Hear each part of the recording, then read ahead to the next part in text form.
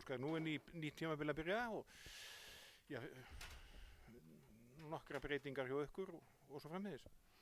Já, það eru einhverju leikmenn, góðu leikmenn farnir og einhverju góðu komnir inn, svona eins og gengur að gerist. Við náttúrulega erum svona góðu leikmenn lagt skóna á hilluna eins og Alexander Örd fyrir liði og Vigni Stefánsson og Bergur og svona mikilvægi leikmenn inn á vellinu og líka bara í klefanum. Þetta eru gauðra sem hafa unnið ýmislegt og lagt mjög margt flott til og svo erum við stoltir alltaf af því að Benni fór í atvinnumennsku og Tjörfi Týr. Svo eru fleiri einhverju góðu sem hafa haldið á önnu mið og eða lagt skóna á hillu eða hvernig sem það er sko. Þannig að, og svo erum við að fá 3 nýja leikmenn, við fáum Bjarna frá Færeyjum, Bjarna Selvindi og svo erum við að fá Míodrag Korsovits frá Svartfjallalandi, línumæður og Kristoffer Mána úr Haugum. Þannig að það eru 3 og svo erum við að taka dálítið yngri gauðra inn líka bara. Við erum með einhverja gauðra sem eru í yngri landsliðum og svona koma inn á æfingar og kynnast þessu. Þannig að þetta lítur alltaf bara ágætlega út. Og fyrsti leikur innan seilingar við FH í meistarkeppninni? Já, það er gaman að þetta er alltaf svona Íslandsmeistaramóti bikarmeisturum og þetta er svona kannski svona, hvað var að segja, byrjunin á tímabilinu og alvöru leikur og móti alvöru og flottu liði. Þannig að við fáum svona góða generalpröfu fyrir Evrópuleikin hjá okkur. Það er alveg mikið núna í byrjun finnum maður, það er alveg 4 hörkuleikir bara á stundum tíma sem er bara frábært en þú veist aldrei með nýtt lið og annað þá hefði maður alveg viljað fá þetta, þykja þetta til einhver seinna sko en gaman að byrja, það er alltaf eitthvað svona við að byrja. Já og svo náttúrulega Evrópukeppni þannig að já þið luku Íslandsmótunni eða keppninni voru á því að vera Evrópumeistar og svo eiginlega hálfpart byrjuði líka á Evrópukeppni. Já það má segja þú veist að fyrsti leikur er meistarakeppni og svo er bara leikur á móti þessu króatíska liði á laugardaginn. Tvenna í N1 höllinni, það er byrjum 13:30 Valur Stjarnan í meistarakeppni kvenna og svo 17:30 þá spilum við á móti Spassva frá Króatíu. Aðeins að valsliðinu aftur, þetta er svona talsverðar breytingar á liðinu og tekur eflaust sinn tíma að koma svona öllu heim og saman eða hvað?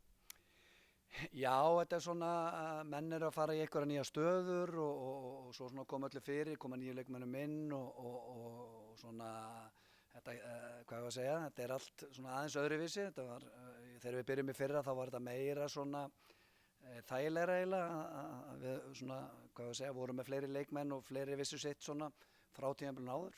Þannig að og við erum ekki einu svona komið með leikheimild alveg, það er að berjast við að klára það leikheimild á línumannin okkar, Korsovits. Þannig að svona smá óvissu þetta er á meiðslum líka, við erum Magnús Óli verður ekki með fyrir svona kringum 20. september eitthvað svoleiðis. Þannig að það er einhver óvissu þetta svona þarna inni pluss að koma öllu nýju inn og svona slípa mennum varnarlega og sóknarlega en við erum að spila 4 æfingaleiki og lítur svona bara ágætlega út eða bara ungi leikmenn hafa líka verið að spila þá leiki sem eru bara mjög efnilegir við erum bara svona, getum við sagt að við séum spenntir fyrir framtíðin og veturinn sko. Og náttúrulega fyrsti leikur og já, svo F-háingarnir spiluðu Hafnarfjarðarmótinu þá má kannski segja að þessi bæði liðin sem mætast í meistarkeppninni er svona kannski ennþá að þreifa sér svolítið áfram. Já, þegar ég mitt svona kíkti nú einhverja leiki þar og sá líka viðtalið hjá þér við Steina og ég held að sé alveg þannig að það er alveg mörg lið sem eru kannski klímaði meiðsli eða koma hlutunum í gang og missa leikmenn og þannig að þetta er svona bara eðlilegt. Ég held að þjálfarnir séu oft mjög stressaður á þessum tímum og svo er þetta að hjóla bara beint í, eitt er að fara í meistarkeppni sem er stórkostlegur leikur og svo er þetta að fara beint bara í hörkuleikjum og komast í frábæran riðil. Þannig að við þurfum bara að taka þetta líka dálítið á skynseminni, gleðin og baráttunni svona dálítið svoleiðis sko og vera dálítið góðir að, hvað ég var að segja, reagera á ýmislegt sem gerist í leikjónum, vera dálítið svona sókndjarfir og flottir og það reynir á þjálfarana og reynir á okkur líka bara í leikjónum núna að finna lausnir og þóra að gera eitthvað sem er kannski ekki alveg búið að æfa í 10 æfingar eða 20 klukkustundir eitthvað svoleiðis sko. Það er bara spennandi. Eitt að lókum, ertu með svona aðeins fámennari hóp heldur en í fyrra eða hvað? Eða lítt reyndari?